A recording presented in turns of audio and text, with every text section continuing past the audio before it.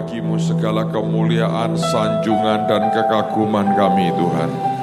Dalam anugerah Tuhan yang ajaib, kami percaya tahun ini adalah tahun Yobel besar. Buat kami semua, tapi juga buat bangsa ini. Kami percaya ini Yobel besar yang ajaib. Terima kasih Tuhan, terima kasih. Kami tahu semua yang Tuhan rencanakan dan tetapkan pasti terjadi. Dan tidak ada satupun yang gagal dan gugur, semuanya jadi karena anugerah-Mu. Dan 3 hari ini hamba berdoa, sampaikan pesan-Mu buat hati setiap kami. Tidak ada satupun yang miss dan kehilangan dari apa yang Tuhan mau bagikan hari ini. Kami bersyukur Tuhan, ini hari-hari yang ajaib. Kemuliaan hanya bagi-Mu di tempat yang maha tinggi. Di dalam nama Tuhan Yesus. Dan semua yang siap diubah dan diberkati berkata, amin. Silakan duduk dalam hadirat Tuhan. Selamat tahun baru buat semua kita. Ini 2015 adalah tahun yang ajaib. Saya percaya ini Yobel besar buat kita. Amen, saudara. Mengapa kita berkata ini Yobel besar? Saudara mengerti bahwa di tahun 2015 ini akan terjadi nanti yang namanya bulan darah yang ketiga dan kemudian yang keempat. Kita akan buat trip ke Israel. Sejauh yang saya dengar sudah 700 orang yang mendaftar, sementara kita sebetulnya hanya pengen kira-kira 600 saja. Karena kalau bisnya terlalu banyak, juga tidak efisien dan waktunya, tempatnya juga akan sulit. Tapi kita akan lihat nanti. Itu yang pertama. Tapi buat orang Indonesia, buat bangsa ini juga saya percaya tahun Yobel. Sebab tanggal 30 September tahun ini itu tepat 50 tahun sejak peristiwa G30S PKI. Dan Anda mengerti ada begitu banyak orang yang mati dan terjadi pertumpahan darah yang mengerikan. Maka saya percaya kita minta kepada Tuhan, tahun ini semua hutang nyawa dihapus, selesai, tidak ada tuntutan, tidak ada kutukan lagi, dan itu akan membawa sebuah perubahan yang ajaib atas bangsa ini. Sesungguhnya saya kalau berkata kepada saudara, mulai masuk 2015 ini, saya melihat ada sesuatu yang beda sekali di alam roh. Bahwa indikasinya menyatakan Tuhan mau berkata, aku akan tutup semua kesalahan masa lalu bangsa ini, supaya Tuhan bisa bekerja, memberkati, melawat dengan cara yang ajaib. Amen, saudara. Saya tidak ada waktu untuk menceritakan indikasi apa yang saya lihat, tapi saya lihat sangat banyak sekali. Karena itu kalau nanti Tuhan izinkan, tepat tanggal 1 Oktober, tim yang akan ke Israel akan tiba kembali tanggal 30 September, tapi tanggal 1 Oktobernya kita akan buat satu ibadah khusus Yobel besar Indonesia. Dan sementara kita akan pakai di sini, nanti kalau ada perubahan atau ada perubahan tempat kita akan segera sampaikan, tapi paling tidak kita sudah dapat tempat di tempat ini, tapi kalau dirasa terlalu kecil nanti kita lihat. Dan saya berdoa kita bisa melihat sesuatu yang ajaib akan terjadi. Buat Indonesia ini juga tahun yang spesial, karena tanggal 17 Agustus nanti bangsa kita genap 70 tahun. Saudara, saya pernah katakan kepada saudara, di dalam sebuah perhitungan yang dibuat orang, dan ini bukan mistis ya, orang-orang berkata begini, ada 2 kerajaan yang pernah memerintah seluruh Nusantara. Yang pertama namanya Sriwijaya, yang kedua namanya Majapahit. Dua-duanya itu bertahan memerintah seluruh Nusantara selama 70 tahun. Dan setelah 70 tahun, mereka pecah dan hancur. Sriwijaya seperti itu, Majapahit seperti itu, dan sekarang pertanyaannya adalah, yang ketiga namanya Negara Kesatuan Republik Indonesia. Dan itu diproklamirkan 17 Agustus tahun 45. Itu berarti 70 tahun yang lalu. Sehingga ada orang sampai berani nulis buku. 2015 Indonesia akan pecah. Tapi saya mau katakan buat saudara, saya sudah ngalami bertahun-tahun yang namanya kuasa doa dan pembalikan keadaan. Saya sudah lihat berkali-kali hal-hal yang nyaris terjadi. Dan Tuhan berkata, tahan nak, dan tidak pernah terjadi lagi. Maka saya percaya kalau kita kawal terus sepanjang tahun ini, sampai kemudian Yobel besar terjadi, saudara akan melihat justru ini masuk masa keemasan yang luar biasa buat bangsa ini. Saya sudah lihat saudara. Butuh 3 session untuk saya menjelaskan kepada saudara. Tapi intinya saya mau berkata, ini tahun yang sangat ajaib. Saya berdoa setiap Anda punya kegairahan yang luar biasa untuk masuk tahun ini. Karena banyak hal yang luar biasa Tuhan kerjakan. Nah, sebelum saya ajak Anda belajar sesuatu yang sangat penting pada hari ini.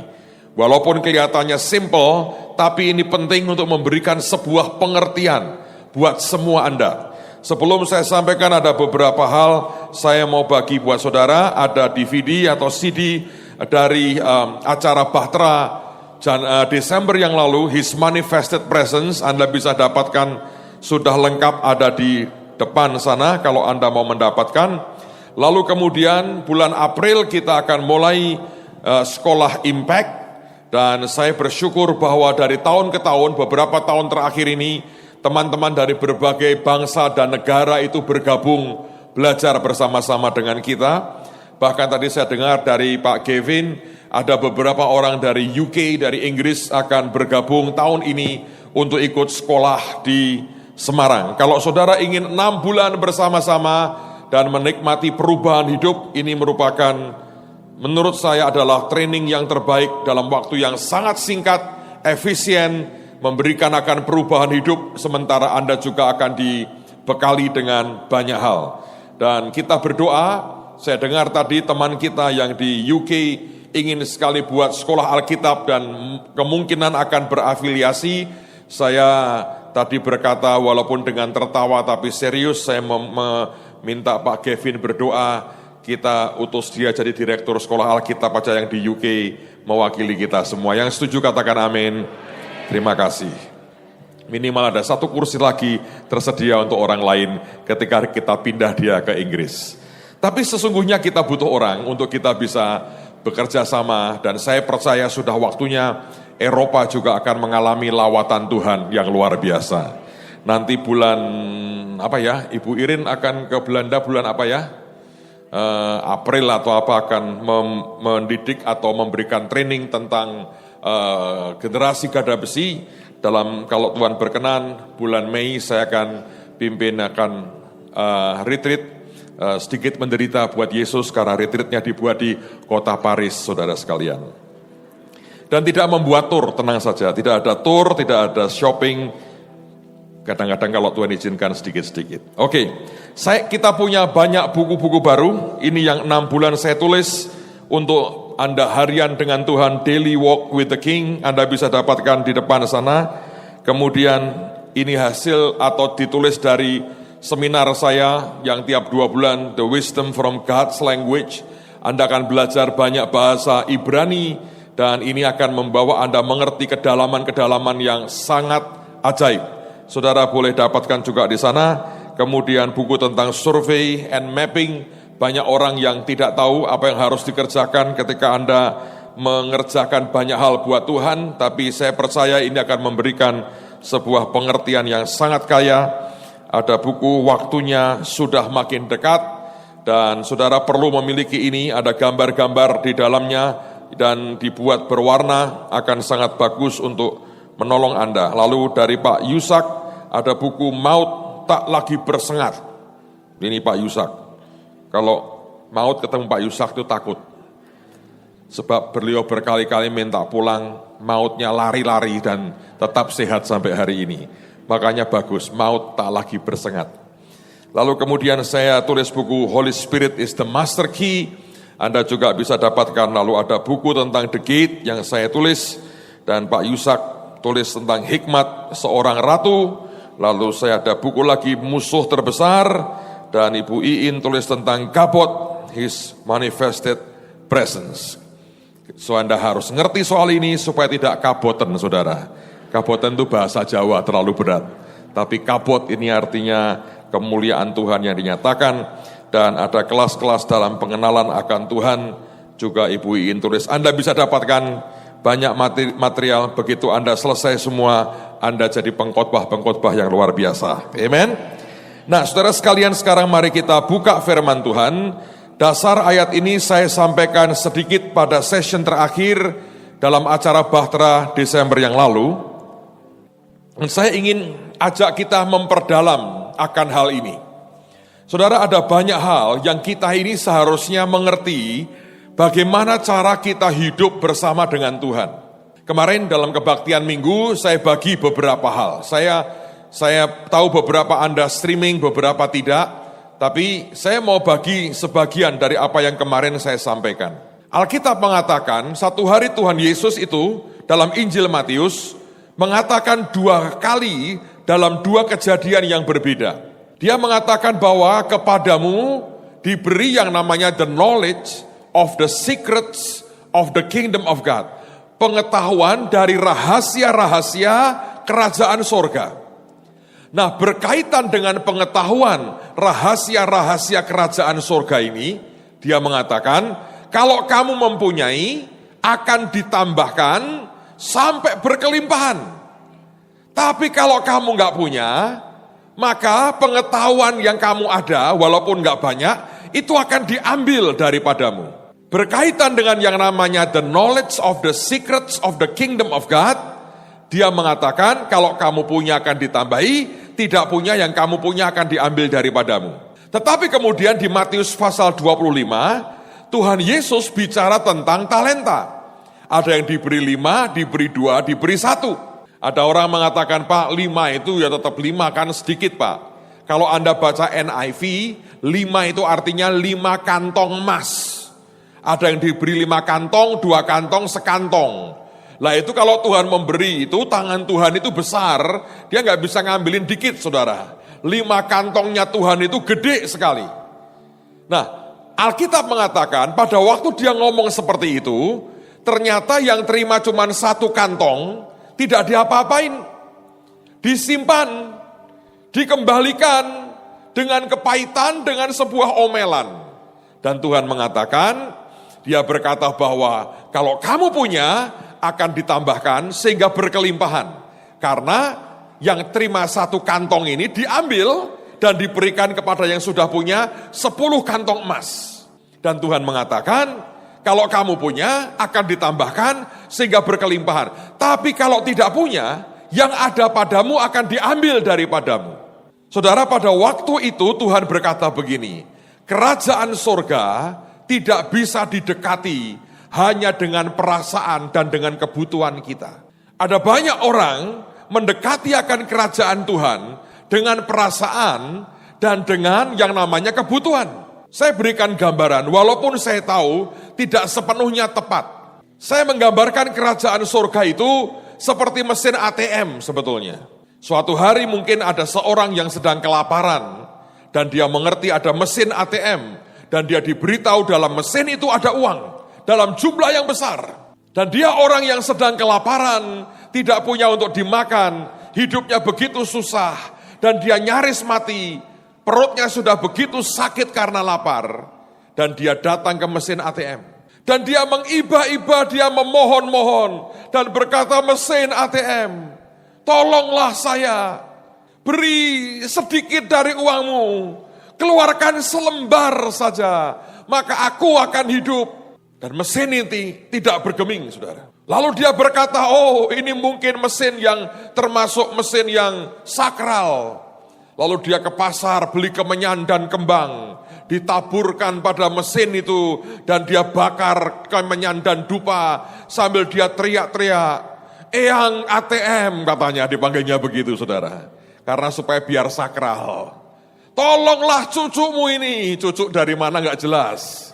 Keluarkanlah selembar saja dari uangmu. Aku akan hidup hari ini. dan eyang ATM tetap tidak bergeming, diam saja. Kenapa saudara? Sebab ini jenis mesin yang tidak bisa Anda dekati, Anda approach dengan kebutuhanmu, atau sekedar Anda nangis mengiba-iba. Ada orang berkata, Pak, Tuhan kan berbeda. Ya saya tahu.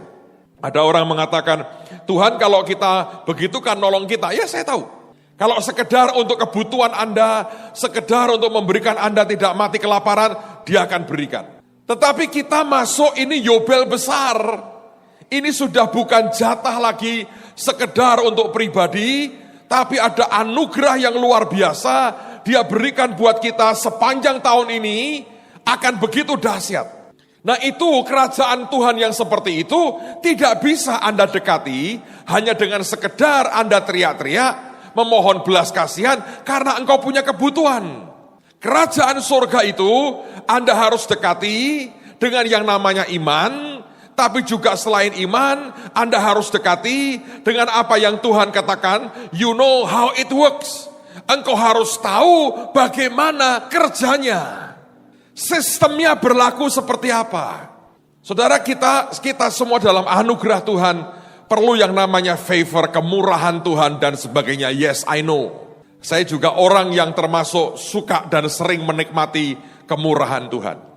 Tapi saudara harus mengerti, dalam kehidupan kita dan jalan dengan Tuhan, tiap kali Anda bersentuhan dengan kerajaannya, tidak ada pilihan, kecuali Anda dan saya harus ngerti yang namanya the knowledge of the secrets of the kingdom of God. Pengetahuan tentang rahasia-rahasia kerajaan surga. Saya pelajari kata rahasia atau kata misteri artinya sesuatu yang hanya boleh diketahui oleh kelompok elit kecil tertentu dan tidak boleh semua orang mengerti. Kalau ada orang berkata, Pak ada rahasia umum, sudah bukan rahasia lagi. Semua yang sifatnya misteri, yang sifatnya rahasia, itu hanya untuk kalangan tertentu. Dan saya mau tantang Anda masuk di kalangan ini, karena Anda bisa masuk di dalam nama Tuhan Yesus. Nah saya beri 2 contoh misalnya. Apa bedanya Pak yang namanya hidup dalam kasih karunia, dengan hidup yang how it works, Anda tahu how it works. Saudara, bedanya ini sebetulnya simple menurut saya. Kalau Anda hidup dalam kasih karunia, sebetulnya nggak ada choice. Anda lebih bersikap pasif dan kemudian tiba-tiba diaturkan semua oleh Tuhan dan kita beres. Siapa yang suka seperti itu? Lambaikan tangan saudara. Nggak ada. Saya sendiri kalau begitu. Anda tuh terlalu curiga loh kalau ditanya nih. Menurut saya ini ada dosa kecurigaan. Mungkin besok Ibu Irin harus buat pentahiran, masukkan direndam tumen 70 kali. Ditanya yang baik pun curiga saudara. Atau mungkin salah saya ya, terlalu banyak menjebak saudara selama bertahun-tahun.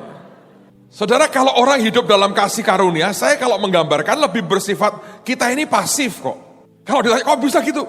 Ya nggak tahu. Anda kalau ngobrol dengan Pak Yusak, Om kok bisa gini-gini? Jawabannya apa? Nyanyi. Banyak hal ku tak mengerti. Sudah selesai. Itu namanya hidup dalam kasih karunia, dalam anugerah. Salah nggak Pak? Enggak. Kalau tiba-tiba Anda dibawa seperti arus anugerah, favor Tuhan kemana-kemana, asik gak? Asik. Tapi kalau saudara tahu rahasia kerajaan surga itu, how it works, bagaimana itu kerjanya, saudara dan saya, kalau Anda ngerti itu, Anda buka kuncinya, Anda terobos rahasianya, anytime, setiap saat. Jadi pilih yang mana? Pilih yang mana? Dua-duanya. Jangan salah lagi, saya nggak mau jebak saudara. Dua-duanya. Saya beri contoh. Beberapa hari yang lalu saya baru pulang dari Korea. Ngapain Pak? Ngadem. Terus terang sih pengen ngadem lah. Ngadem. -9 saudara. Dan karena angin jadi -12 rasanya. Luar biasa memang. Nah saudara ngerti bahwa kita dalam 2 minggu lalu baru terjadi kecelakaan AirAsia. Apa yang terjadi kita nggak tahu. Pokoknya sudah ditemukan di dasar laut dan 160 kira-kira yang meninggal dunia. Dan banyak anak Tuhan sebetulnya, orang-orang Kristen. Saya ada jemaat, dia punya 10 anggota keluarga selamat. Sebab sebetulnya sudah diberitahu sama penerbangan dimajukan. Puji Tuhan, tidak lihat email, Tidak baca BB atau SMS. Datang sampai di airport sudah terbang, marah. Sebentar, terus setelah tahu hilang, nangis. Itu loh manusia itu memang. Tapi 10-nya selamat, rangkul-rangkulan nyawa cadangan semua katanya.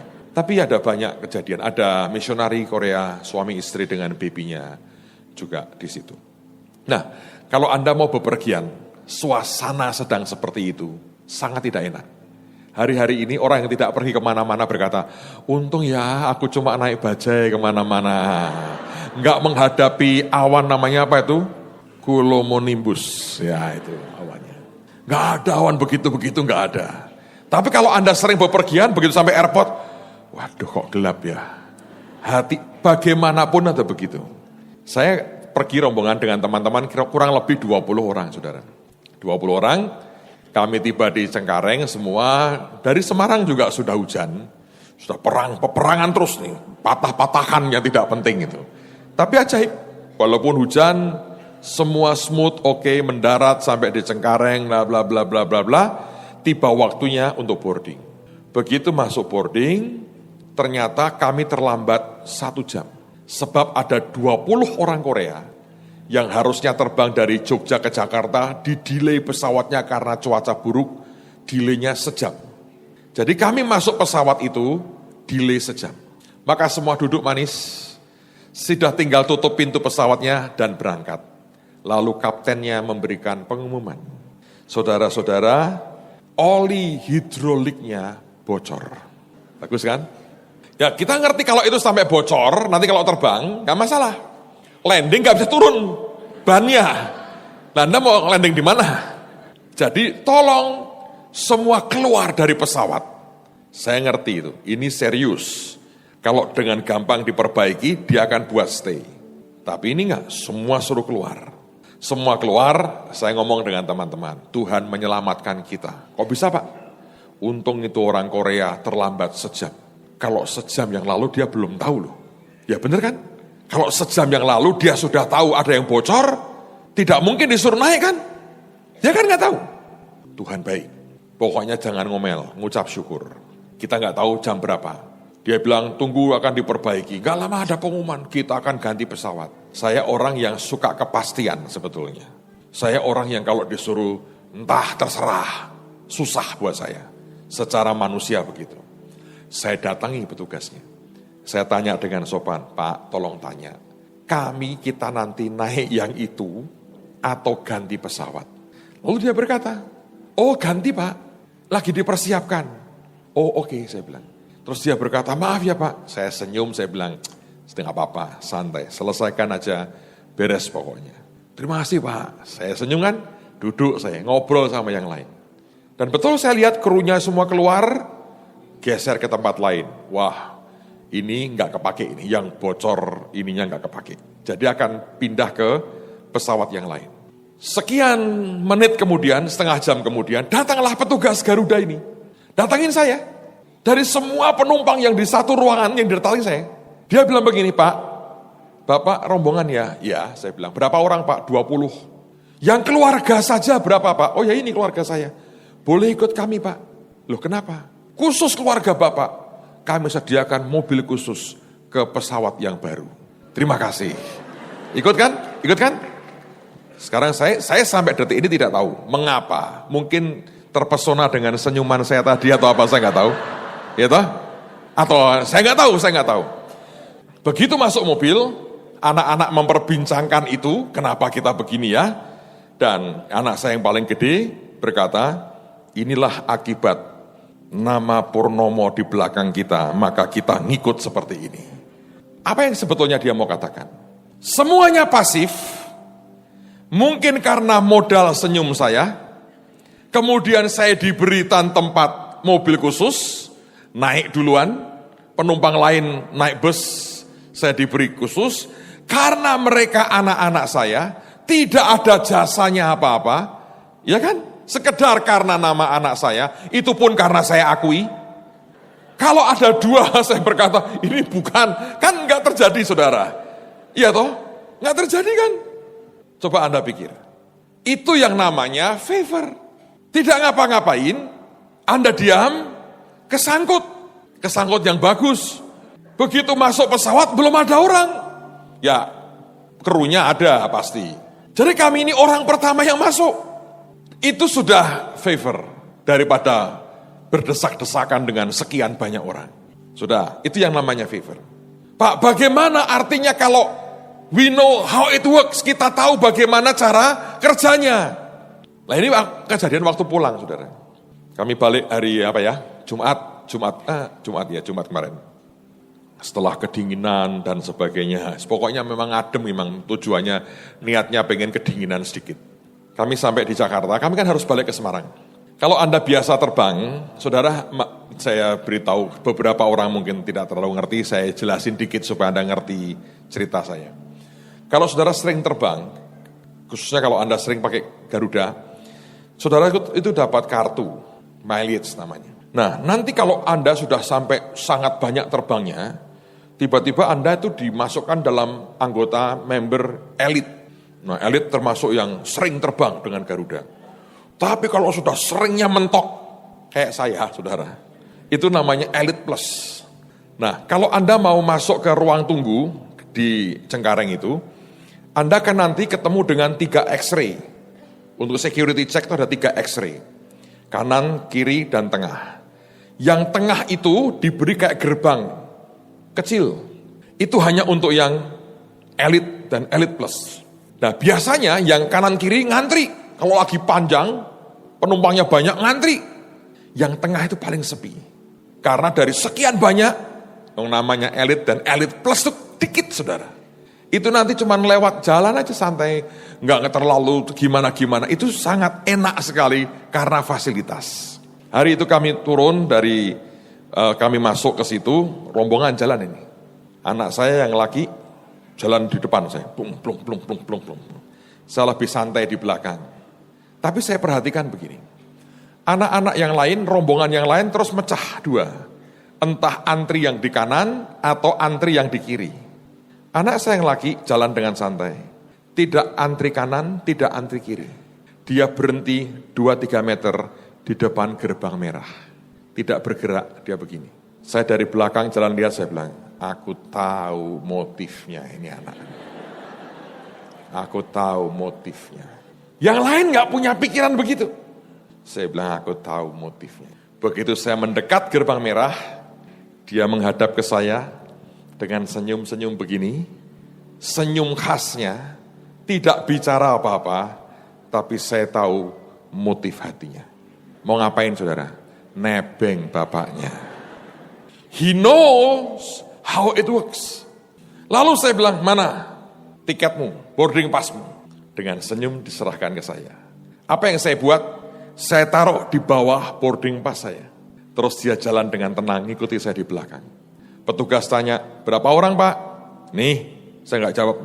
Nih, begitu dilihat, yang pertama Elite Plus. Masuk belakangnya, nggak ada apa-apanya.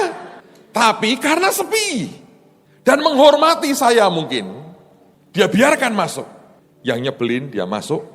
Dia lihat saudari, kakak dan adiknya lagi antri. Dia teriak-teriak, sis, kenapa antri sis? Kenapa antri? Tangannya begini, kenapa antri sis? Kenapa antri sis? Untung yang 2 pura-pura tidak mendengar. Daripada sakit hati. Saudara, Anda kan ngerti, diajari Tuhan. Kalau engkau berdoa, engkau minta kepada Bapa dalam nama Yesus, minta kepada Yesus dalam nama Yesus, itu apa? Ya itu tadi. Begitu Anda berkata, Bapa, aku datang dalam nama Tuhan Yesus. Sebetulnya Anda masuk di dalam Tuhan Yesus. Waktu Bapak lihat saudara, Bapak tahu semua yang nyebelin, yang sudah pengen membuat muntah di situ. Masalahnya ada Yesus. Begitu lihat Yesus, lihat pengorbanannya, nggak jadi muntah. Lihat kita, muntah mungkin. Ngerti gak saudara? Loh Pak, itu kan namanya curang. Siapa bilang? Itu yang dibayar Yesus buat kita. Memang, jangan Anda lakukan kepada orang lain untuk kejahatan. Tapi saya mau hanya menggambarkan kepada saudara. Yang namanya favor, kemurahan yang tadi. Tapi ada satu sisi Saudara ngerti bagaimana caranya. Anakku ini gak akan bisa dia duduk sambil nunggu seseorang berkata, ayo ikut aku masuk ke gate yang ini. Tidak bakal terjadi. Dia yang harus menentukan, aku mau antri atau aku mau langsung straight. Dan bangga-banggaan. Waktu dia berkata, aku tidak mau ngantri, dia harus tahu bagaimana caranya. Ada yang berkata, wah kalau saya pakai pedang, saya masuk. Anda berhadapan dengan satpam dan security. Tapi ada orang yang tahu bagaimana caranya. Secara rohani pasti Anda bisa lakukan itu dengan perang. Tapi dalam hidup Anda dan saya, ada sebuah cara kerajaan surga yang Anda harus mengerti. Amen? Nah, sekarang saya mau masuk. Tadi belum masuk, baru pemanasan saja. Yobel besar buat saudara. Waktu saya sudah hampir. Waktu khotbah saya tinggal 2 jam, tenang aja. Mari kita buka Kejadian pasal yang kedua. Kejadian pasal 2, lihat pada ayat yang keempat. Anda yang datang pada waktu acara Desember lalu, saya harap masih ingat ini ayat yang saya bacakan pada waktu closing. Tapi saya ingin sedikit perdalam pada hari ini dan besok lusa kita perdalam lagi. Kejadian pasal 2, lihat pada ayat yang keempat. This is the history of heavens and the earth, of the heavens and the earth, when they were created in the day that the Lord God made the earth and the heavens. Alkitab mengatakan inilah sejarah daripada surga-surga, heavens, dan bumi ketika mereka diciptakan di hari di mana Tuhan menciptakan bumi dan heavens, surga-surga. Kalau Anda melihat dalam bahasa Indonesia dikatakan inilah, apa? Dikatakan apa? Iya. Nah, saudara sekalian perhatikan baik-baik. Kata sejarah, kata history, sebetulnya dari kata Ibrani toldah. Dan kata toldah ini sebetulnya terjemahan hurufiahnya adalah generations atau generasi-generasi. Aneh ya. Sehingga kalau Anda membaca secara hurufiah dikatakan inilah generasi-generasi dari surga-surga dan bumi ketika mereka diciptakan. Nah, ketika saya mempelajari lebih jauh kata generasi, generation itu dari kata generate. Dan kata itu artinya to bring something into existence, menjadikan sesuatu menjadi sebuah kenyataan, dari yang tidak ada itu menjadi ada, through physical and chemical process. Lewat sebuah proses fisik dan kimiawi. Saya kalau baca ini saya bilang, Tuhan, apa yang kau mau katakan ini? Dan tiba-tiba Roh Kudus mengatakan, nak, untuk menjadikan sesuatu yang tidak ada menjadi ada, sebetulnya butuh yang namanya persenyawaan, chemistry. Saudara, kalau Anda mengenal kata chemistry ini, lalu saudara seharusnya ngerti, ini ada rahasia Tuhan yang luar biasa. Saudara, kalau Anda membaca misalnya, saya akan batasilah bahasan ini, karena ini bisa sangat luas. Tapi kalau Anda baca ketika Tuhan menciptakan manusia itu, maka yang Tuhan katakan, dia berkata begini, marilah kita menjadikan manusia yang serupa dan segambar dengan kita, supaya mereka berkuasa. Alkitab tidak mengatakan supaya dia berkuasa, enggak, supaya mereka berkuasa. Sebenarnya, segala sesuatu yang bisa terjadi, itu terjadi oleh karena ada perpaduan tertentu.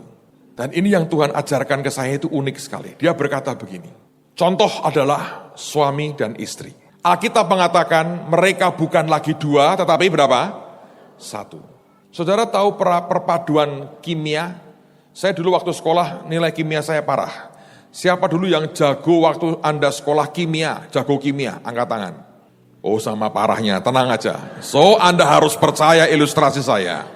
Mosok toh Pak Wong sama-sama gobloknya, hanya saya sedang mempelajari ini. Oke? Jadi Anda mesti baik-baik dengarkan ilustrasi saya. Kalau ada unsur A dan unsur B dicampur, itu namanya persenyawaan. Itu akan menghasilkan sebuah unsur baru. Apa gitu Pak? Wes percaya saja.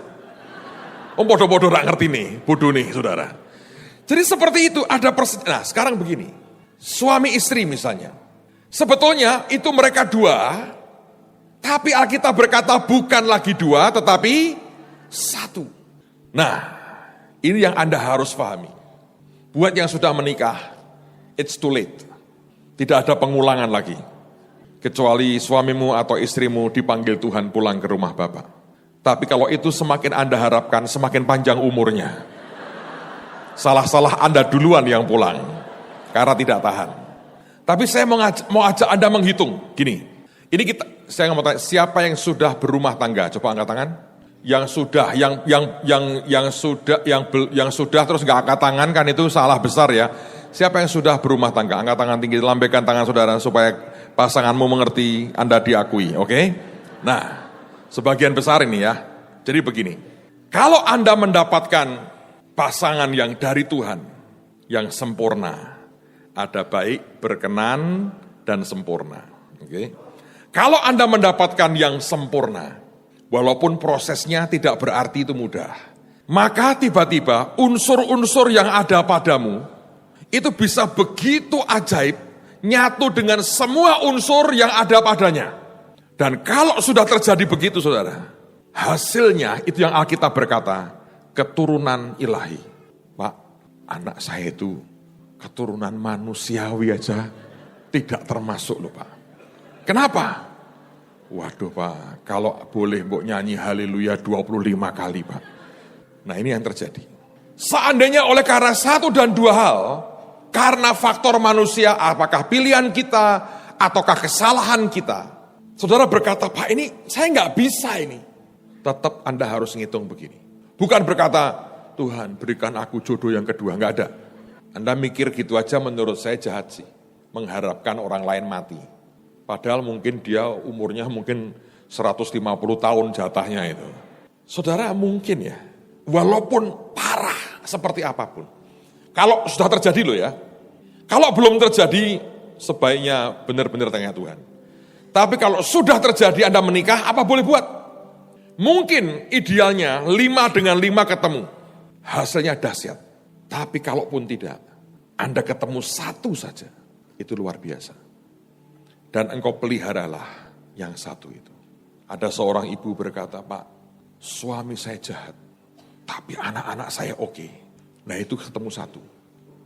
Dia ada supaya anak-anak yang oke ini lahir buat saudara. Terus setelah itu Pak, ya biarkan dia menikmati anak-anak yang oke. Nah dengan saya Pak, itulah alat pembentukan Tuhan.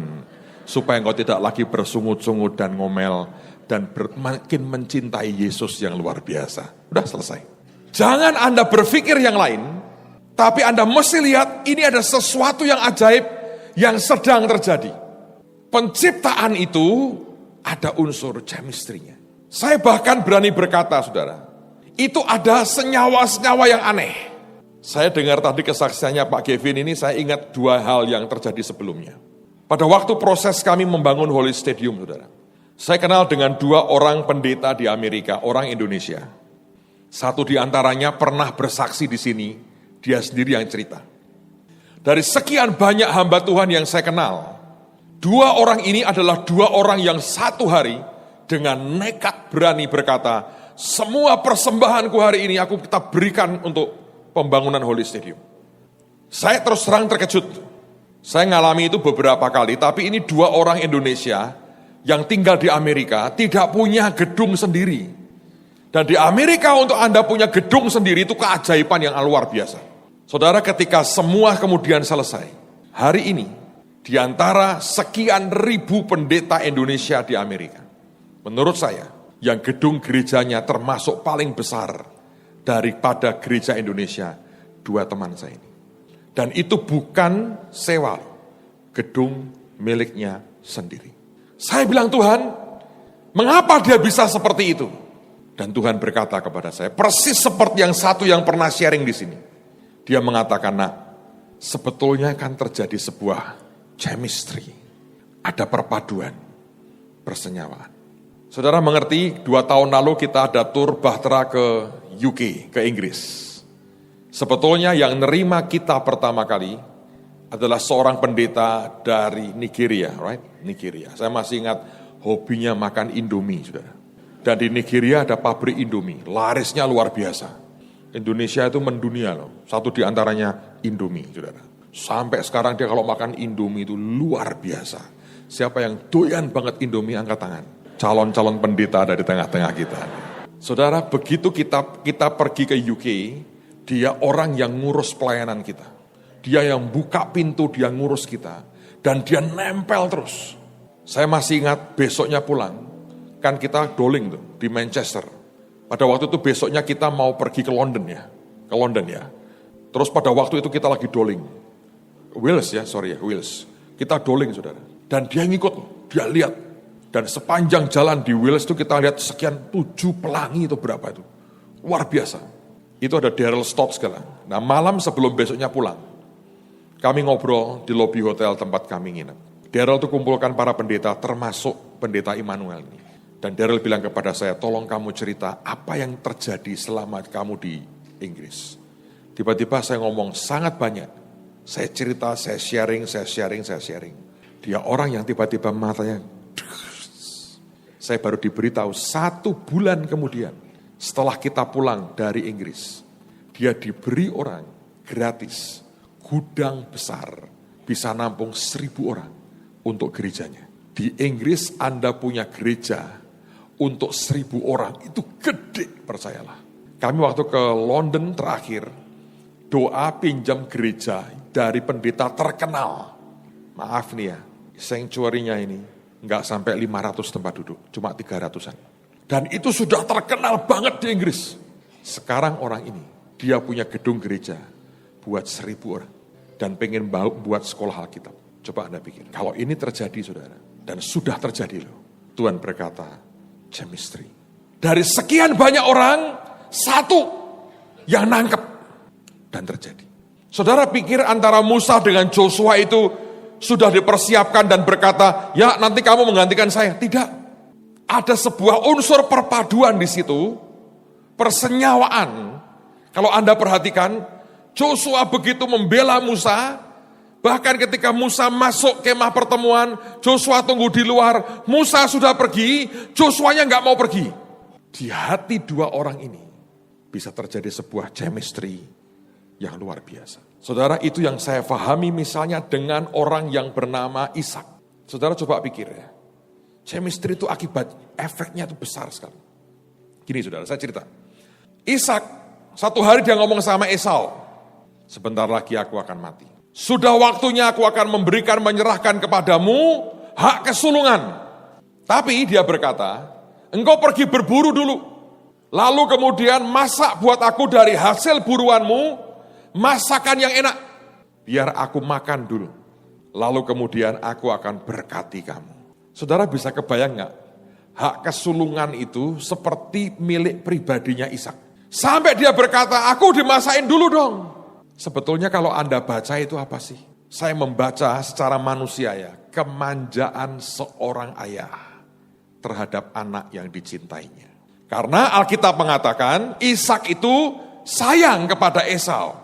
Tapi Ribkah dia cintanya ke siapa? Yakub. Oke? Jadi cintanya dia itu ke Esau. Nah, masalahnya Ribkah itu cerdik. Dia dengar, dia nguping ngomongan suaminya. Ketika Esau pergi, dia ngomong sama Yakub, kamu harus ambil itu hak kesulungan. Saudara, saya percaya Ribkah itu punya pengaruh besar terhadap suaminya. Tapi yang terjadi adalah, dia tidak gunakan pengaruhnya untuk memaksa suaminya mengubah pendiriannya, tapi dia memilih untuk menipu suaminya. Kenapa?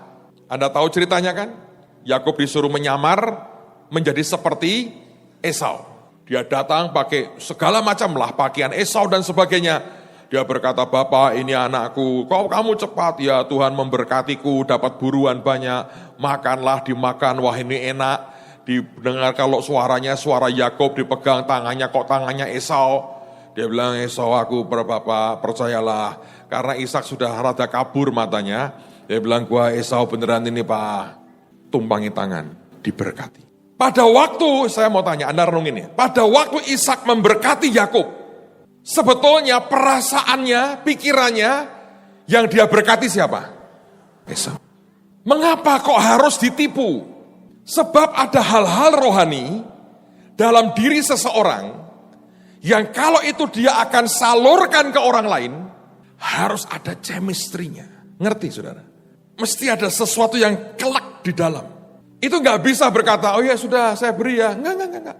Itu harus ada sesuatu yang dia berkata gini, aku nih suka sama dia. Nah, ini namanya chemistry, persenyawaan. Suka tidak suka, Anda harus perhatikan itu. Cerita kedua tentang Yakub, ini aneh. Begitu Yusuf lahir, cintanya ke Yusuf. Sebab Yusuf anaknya siapa? Rahel. Dari awal cintanya dia, cinta matinya dia ke Rahel, tidak ke Lea. Makanya dari sejak muda Yusuf ini sudah didandani seperti pangeran.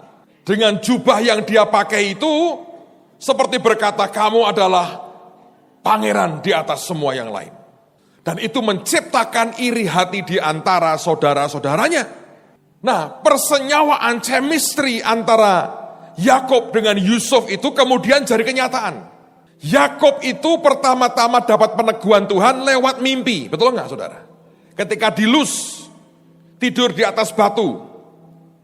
Waktu di Inggris kita pergi lihat nonton batunya itu, batu perjanjian. Itu batu yang konon dipakai oleh Yakub untuk tidur jadi bantalnya, dan dia mimpi lihat sorga turun dan malaikat turun dan naik. Sejak itu kalau Anda perhatikan, berkali-kali Yusuf itu bermimpi.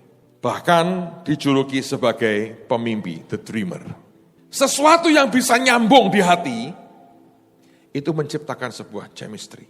Tapi kalau Anda perhatikan, nanti aneh. Menjelang Yakub mati, memang berkat Yusuf tetap luar biasa. Tapi kalau Anda membaca dengan jeli, hak kesulungan itu jatuhnya ke siapa? Yehuda. Mengapa? Sebab ketika Yehuda berani mengorbankan dirinya, menggantikan Benyamin, demi supaya bapaknya jangan mati, karena sedih. Sejak Yehuda bertanggung jawab, hatinya Yakub itu jatuh hati ke dia juga. Dan secara chemistry-nya kena. Dan itu yang membuat warisan kesulungan jatuhnya ke Yehuda. Pak, itu kan subjektif sekali, kelihatannya ya. Tapi saya mau berkata buat saudara, dalam segala perkara Tuhan tetap campur tangan, saudara. Jadi kalau Anda di bawah satu pelayanan, Anda mungkin berhubungan dengan apapun, Anda mesti belajar. Kalau engkau membiarkan hatimu luka dengan pemimpinmu, engkau biarkan hatimu itu tidak pernah bisa terbuka lagi, dan chemistry-nya gak ketemu lagi, seperti ada gap, itu akan menghalangi. Dan terutama kalau engkau dengan Tuhan Roh Kudus. Saya berdoa Tuhan akan buat kita jadi umat yang terus nangkap akan hati Tuhan. Kemarin saya cerita ke jemaat, saya ini punya teman-teman, saudara-saudara, orang-orang dari berbagai kota, yang responnya itu ajaib sekali.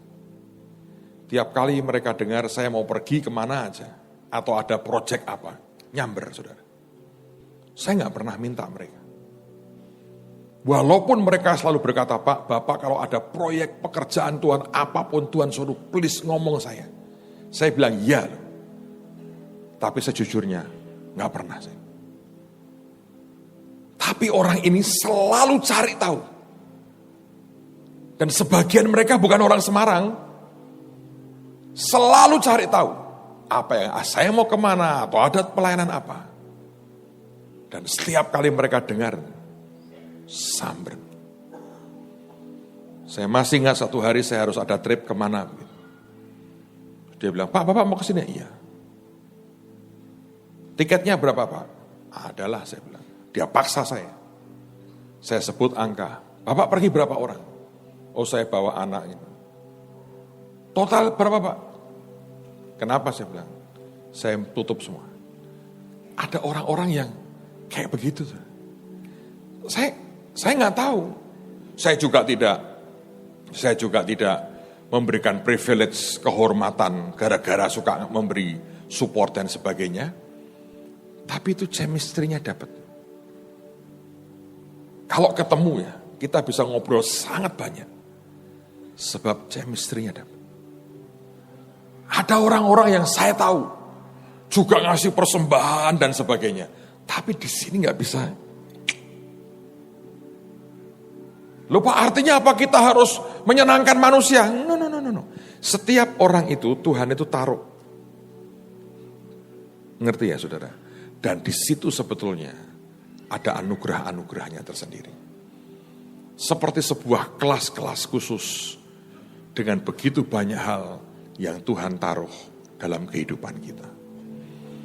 Saya berdoa, Anda akan mengerti ini. Mulai sekarang hubunganmu dengan suamimu, dengan istrimu, jangan sesali semua yang tidak baik. Tapi temukan hal-hal yang bisa menghasilkan hal yang ajaib. Anda dengan jemaat, dengan gembalamu, dengan siapapun orang-orang terdekat dalam pelayananmu. Temukan hal-hal yang membuat Anda bisa melahirkan ledakan-ledakan yang dahsyat. Sebab itu menghasilkan sebuah ciptaan yang ajaib. Yang percaya katakan amin. So besok kita akan teruskan lagi. Tapi malam ini saya mau bagi sesuatu beban buat saudara, tidak ada paksaan apa-apa. Masuk tahun 2015, Tuhan mengatakan, nak, ini merupakan yobel besar. Saudara, tiba-tiba saya ingat akan banyak hamba-hamba Tuhan yang hari ini mereka punya proyek-proyek pelayanan dan mereka tidak bisa menyelesaikan. Minggu ini kami sudah mulai survei 6-7 gereja dan kita berketetapan untuk membantu menyelesaikan renovasi gereja-gereja kecil-kecil di beberapa tempat supaya mereka juga menikmati yobel yang ajaib. Saya ingin Anda membawakan persembahanmu dan semua persembahan saudara kita mau pakai untuk memberkati hamba-hamba Tuhan yang saya melihat atapnya itu sudah bolong bertahun-tahun, menganga. Rumahnya saudara ngeri sekali. Di survei saya sudah lihat foto-fotonya, saya bilang, Tuhan, kok seperti ini ya? Tuhan berkata, nak, blessing, berkati mereka. Saya ingin melibatkan Anda untuk sebuah proyek ajaib ini. Mari berdoa, tanya Tuhan lah, berapa bagian Anda. Kalau ada yang Anda mau transfer, Anda bisa transfer di akun misi kami seperti yang biasa. Tapi saya mau ajak kita berdoa sama-sama. Ayo kita datang ke Tuhan. Mari berdiri sama-sama saudara.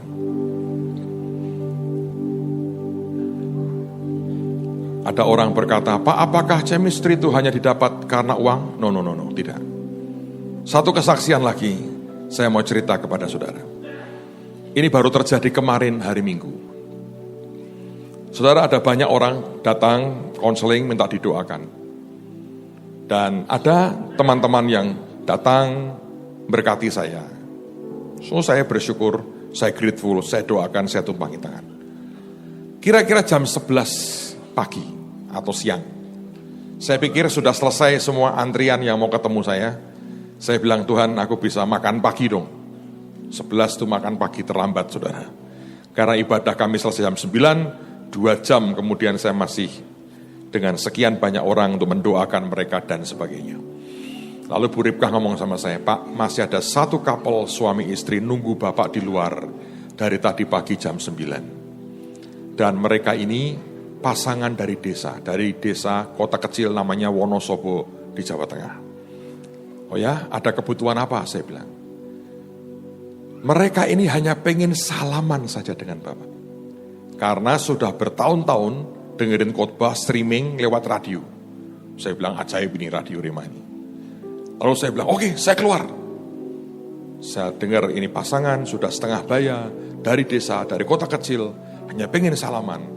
Saya kalau dengan yang begini, hati saya bilang, Tuhan, aku harus minta Engkau jaga hatiku ini. Karena kita tidak boleh merendahkan siapapun. Kalau Anda melihat Tuhan itu mengidentikan dengan orang miskin, bukan sebaliknya. Saya keluar, saudara. Saya keluar, bergegas keluar. Karena saya agak lari, yang lain pikir ada apa, ngikuti di belakang. Ketemulah dengan sepasang suami istri. Rambut sudah putih semua dari desa. Begitu ketemu saya, dua-duanya nangis, saudara. Nangis pegangin tangan saya. Yang istrinya agak semi histeris, saudara. Sampai saya nggak bisa ngomong apa-apa. Pak, saya ini bertahun-tahun pengen ketemu Bapak, pengen salaman saja. Saya sampai diam, saya bilang. Sampai saya ngomong gini, Tuhan, jagai hatinya, jangan nyembah gua. Dan sadar, nah ini bukan nyembah kamu, ini nyembah Yesus. Saya mau cegah, saya mau ajak ngomong, gak bisa. Terus ngomong, terima kasih Tuhan, ketemu. Saya bilang, ya ini anak-anak keluarga gua tiap hari ketemu aja gak sampai begini. Pegangin terus. Terus saya hentikan, saya bilang, boleh gak saya doain Bapak Ibu? Dia mau, saudara. Saya tumpangi tangan dua-dua. Nangis. Selesai, saudara. Saya pikir dia langsung pulang. Istrinya berkata begini, Pak, boleh tidak sekarang saya yang memberkati Bapak? Saya tanya maksudnya bagaimana? Boleh nggak saya mendoakan Bapak? Oh boleh, saya bilang. Mau saya didoakan. Dia nangis keras, saudara. Loh padahal didoakan itu kan penting. Rasul Paulus jam berkata, doakanlah kami. Siapa kita menolak doanya orang? Itu kan reaksi biasa sih ya, menurut saya. Ini yang aneh, dia pegangi tangan saya. Dilus-lus tangan saya. Sambil berdoa dilus, sampai mengkilat tuh saudara. Dia doa bilang, Tuhan berkati hambamu. Doanya panjangnya luar biasa. Tiap doa tanganku dilus-lus gini. Untung istriku gak di situ. Tapi orang setengah bayar, sudah rambutnya sudah putih semua, tenang aja. Ini yang terjadi, saudara. Pada waktu dia doain sambil nangis. Saya diam, saya bilang, Tuhan aku terima doanya. Aku terima doanya. Roh Kudus ngomong saya begini, nah, karena kamu berkata kamu terima doanya. Mulai hari ini, kepada yang sungguh-sungguh kamu mintakan berkat, dengan cepat berkat akan turun dalam hidup. Saya kaget. Karena doanya, dia berkata, biar hambamu ini jadi berkat bagi makin banyak orang. Dan kemanapun pergi memberkati orang. Dan berkat yang dia ucapkan memberkati orang. Itu yang diulang-ulang. Anda bisa berkata gini, doa begitu juga gue bisa. Atau Anda berkata, ada sesuatu nih di hati ibu ini yang Tuhan kena kesentuh di hatinya. Dan begitu saya bilang, Tuhan aku terima doanya. Aku butuh seperti ini. Roh Tuhan bicara. Mari punya chemistry terbaik dengan Tuhan. Dengan manusia kita butuh. Di atas semuanya, dengan Roh Tuhan kita paling butuh. Mari angkat tangan. Hamba berdoa dalam nama Yesus. Semua korban anak-anakmu ini berkenan di hadapan. Tuhan, biar ada belasan, bahkan puluhan gereja. Dalam anugerah-Mu kami bisa bantu tahun ini. Sehingga mereka bisa punya tempat ibadah yang layak. Dan seluruh jemaat diberkati oleh karena anugerah-Mu. Terima kasih Tuhan. Terima penyembahan kami. Dalam nama Tuhan Yesus. Amin. Mari sembah Tuhan, Anda berikan yang terbaik. Dan kemudian kita akan tutup, kita akan selesai. Besok kita lanjutkan lagi. Tubuhku, jiwaku, dan rohku, cintaku hanya bagi. Saudara, saya mau tanya, siapa yang sempat ke Semarang Desember lalu? Boleh angkat tangan? Oke. Siapa yang tidak sempat ke Semarang bulan Desember lalu? Angkat tangan. Nanti pada hari ketiga, kalau Tuhan izinkan, kami tetap mau bagi kotak harta yang terpendam. Tentu saya mengharapkan prioritaskanlah untuk teman-teman yang belum mendapat. Kalau Anda buka, di dalamnya ada 365 ayat. Harusnya itu tiap ayat berbeda. Dan saya mau beritahu saudara, memasukkan 365 ayat satu-satu itu pekerjaan yang luar biasa mengerikan. Tapi saya sudah dengar banyak kesaksian. Tiap hari diambil satu, dibaca, bicara banyak dalam hidup banyak orang percaya. So hari Rabu kalau Tuhan izinkan, saudara akan terima masing-masing satu. Saya berdoa akan jadi berkat yang ajaib. Dan ini sesuatu yang precious, akan mendampingi Anda tiap hari satu ayat minimal. Tuhan bicara dalam hidup Anda. Amen. Mari angkat tanganmu di hadapan Tuhan. Anda percayakan akan korban ini kepadamu Tuhan. Biarkan membuat sukacita belasan dan puluhan gereja. Sebab tahun ini Yobel buat mereka. Hamba berdoa blessing yang ajaib turun buat anakmu. Besok engkau berkati kami lebih lagi. Yang terbaik turun, shalom Tuhan turun. Di dalam nama Tuhan Yesus. Yang diberkati Tuhan berkata, amin. God bless you. Terima